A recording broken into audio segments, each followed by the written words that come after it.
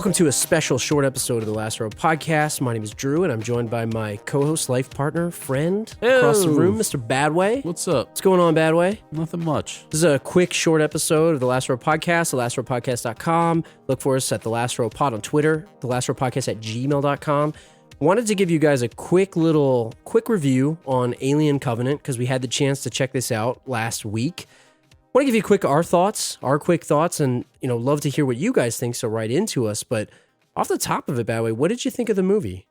Well, first of all, I really enjoyed Prometheus, and I was kind of hoping that they would continue that story, but that wasn't to be. Just based on, I guess, maybe they fell for sort of the backlash. Ridley Scott kind of changed directions a little bit, so I felt like it went more of like a straight action movie, kind of like an Alien to Alien situation. Yeah, right.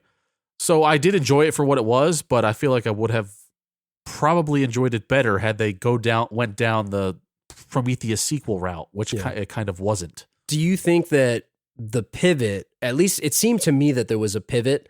I mean, I think before we watched the movie, Ridley Scott came out with some quote, like he apologized for Prometheus. I thought it was outrageous that he apologized for Prometheus. I agree. And I was a fan of Prometheus. Like I said, I know it wasn't the most critically acclaimed movie. I thought visually it was great. Mm-hmm. I liked where they were going with the whole creationism story. Sure. I get that the scientists were dumb, but that was the point of it. Yeah, the one thing I thought was interesting in this movie was just in general how it seemed like they threw that in the audience's face because they made these scientists even dumber. Yeah, they did. And I think that was, I read something like, people thought that it was done on purpose. Yeah. But I think personally, I agree with you. I would have preferred to see more of a direct sequel to Prometheus. Mm-hmm. We're going to be spoiling the hell out of this in the next couple minutes. So if you haven't seen this movie, don't listen to this yet. If you want to watch it, wait. I didn't like how they basically nuked the entire Prometheus storyline, literally. Mm-hmm. They had David drop the bomb on the goo on the engineers. And, maybe we won't get any more of that. I thought that was one of the more compelling parts of Prometheus. Yeah, and I think, going forward to the second sequel, which will be upcoming in like 2 years or so, that might be more my style of movie as we move on to see what David's going to be doing with the goo going forward to the new planet. But as far as, like you said, with the whole creationism thing and with, why are we here, engineers, I really wish they would have expanded on that. But, a large portion of the fan base, they were like mad that it wasn't an alien movie that they wanted, Prometheus. So they took it in this other direction. And so Ridley Scott basically said, you want an alien movie? Well, here's an alien movie. Yeah. And it was aliens wall to wall from Alien Covenant. So, and I think the movie was generally entertaining and I did enjoy it, but I think part of me felt a little cheated because I think based on the trailers and all the stuff that led up to the movie, they even had the pre-release scenes of David and Shaw transported to this remote, planet, the engineers' planet. They arrived there. I was kind of felt a little cheated, man, because I was expecting a little bit more of that backstory, and it took. I mean, there's basically two halves to this movie. You got the first half where it's them getting up to this planet, then you got the second half where it's the whole alien thing. Just they land on the planet and they go from there. Yeah. I was a little disappointed that James Franco was barely in it too. Yeah, right. I was like, is that James Franco dying? It was kind of channeling his inner Andy Garcia from Passengers, right? Passengers. He was in it for a minute. Yeah. So I thought overall, though, the acting was excellent from Fassbender. Yeah. The other people, you could take or leave. But just in general, like I felt I was a little disappointed. But were you excited? Were you at least excited to see the alien on screen? Like, did you like where they went with that? Yeah, I wouldn't say excited to see the alien because I didn't really care too much about that one way or the other. Like, it was cool and all, but I kind of like the less is more approach. And I thought there was more alien than I would have liked to. I'm opposite from all the people that I am too, though. Didn't want the alien movie or didn't want the Prometheus movie.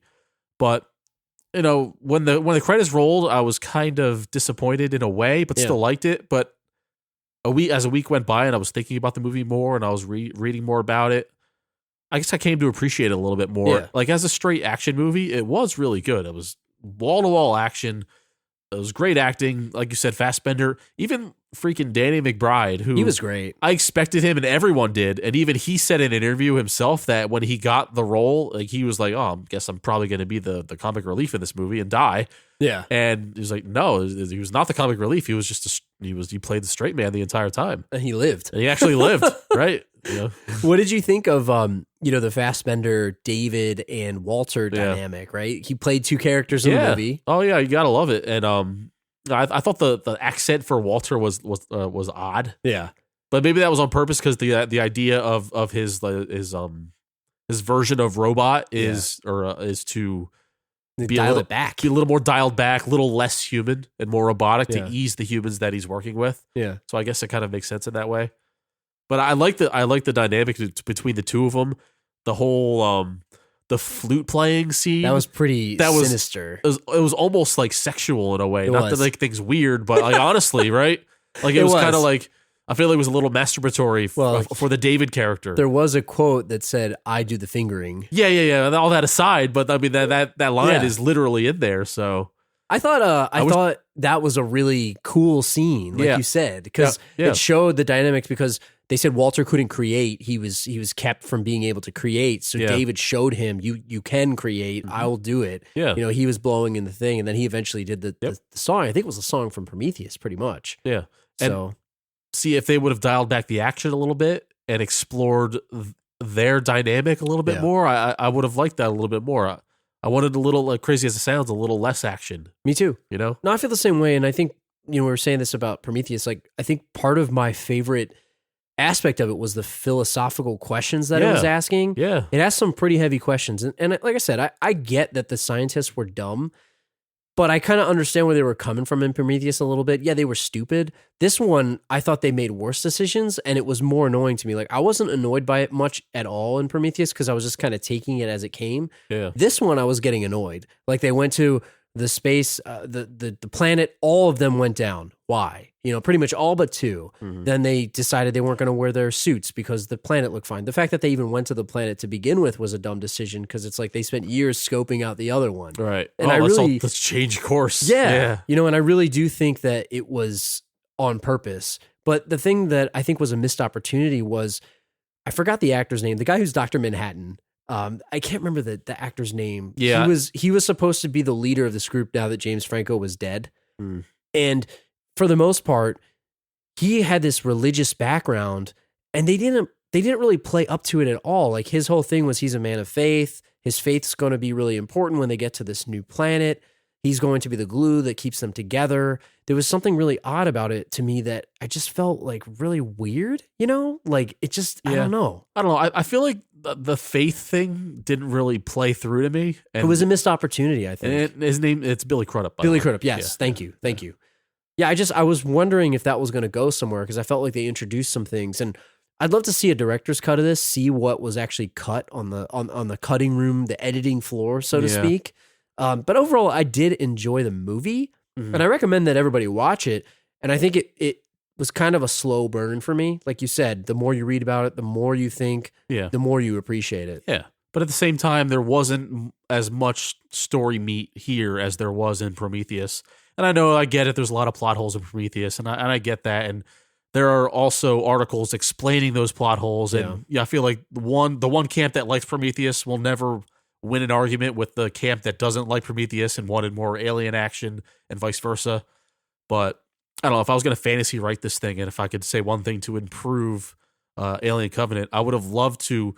So, like, the interactions between David and Dr. Shaw from Prometheus, and they were on that planet, and we basically get none of that follow through. We basically get Shaw dead on a slab, dissected, right? Yeah. Kind of like she was experimented with. But it would have been nice, even if it was in flashback form, to see like how she died or some of their interactions on that new planet. Up and leading up to her demise, something like that. Even if it was in the middle of the movie as a flashback. Did you watch the prequel videos on YouTube? Did you watch that? Any of the stuff that led up to it before the movie? I don't think I did. Because there's a couple clips online that show him getting to the planet, but they don't actually like show what happens after. And I totally agree with you, 100%. Like, they showed Shaw in the engineer's ship with David setting the course. She looked sick, so it was like not really answered in the movie, but people were saying, like, was she sick? Is that why she died? One of the rumors is, there's two things really. The first one is that the movie was supposed to be called Aliens, I think Alien Paradise Lost, I believe. Okay. So there was a throwback to some piece of literary work, And then at the same time, too, it was supposed to be the original incarnation was supposed to be about them on the planet.